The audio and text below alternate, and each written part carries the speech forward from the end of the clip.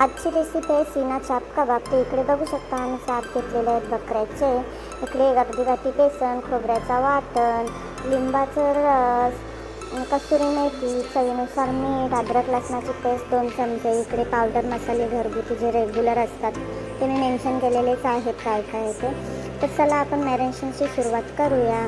तर आपण लिंबाचं रस आणि अद्रक लसणाची पेस्ट याच्यात घालून मस्तपैकी मॅरिनेट करूया. तुम्ही बघू शकता किती छान प्रकारे मॅरिनेशन चालू आहे आमची. तर अशा प्रकारे मस्त मॅरिनेट करून घ्यायचं. तर इकडे आपले रेग्युलर पावडर मसाले, 1 चमचा हळद, तर 2 चमचे धना पावडर, 2 चमचे जिरा पावडर, तर 1 चमचा गरम मसाला पावडर. बघा तुम्ही गरम मसाला पावडर टाकले तर आवडीनुसार तुम्ही लाल तिखट घालू शकता. इकडे आमचे 2 किलोचे चाप आहेत म्हणून आम्ही 4 ते 5 चमचे मीडियम आकारचे याच्यात मसाले घातलेले आहेत. चला आता हे सगळे मसाले आपण मस्त एकत्र मॅरिनेशन करून घेऊया.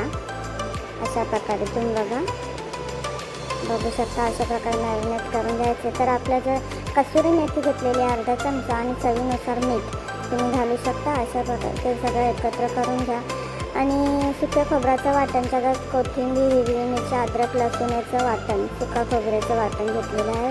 अशा प्रकारे सगळं मिक्स करून घ्यायचा. आणि जो आपला भाजलेला बेसन आहे, भाजून घ्यायचा बेसन, अर्धी वाटी भाजलेला बेसन याच्यात मिक्स करून घ्यायचा. थोडासा सुका आहे म्हणून पाणी घालून थोडंसं मॅरिनेशन करून घ्यायचं, म्हणजे बेसन त्याला मस्त चापांना लागून जातो. तुम्ही अशा प्रकारे बघू शकता पाणी नुसतं शिंपडून थोडंच घेतलं. आता अशा प्रकारे मस्तपैकी मॅरिनेशन मस्तपैकी झालं. आपण ठेवून घेऊया.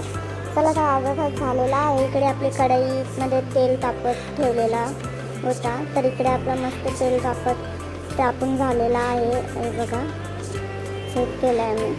चला तर आपण हे आपले जे चाप आहेत ते सोडूया. याच्यात डीप फ्राय करायचं, अशा प्रकारे सोडायचे मस्त तेलामध्ये. तर चला तर डीप फ्राय आपले व्यवस्थित होत आहेत. शक्यतो आपले चाप तयार झालेले आहे. सीना चाप कबाब अशा प्रकारे शिजून झालेले आहेत. फ्राय व्यवस्थित झालेला आहे.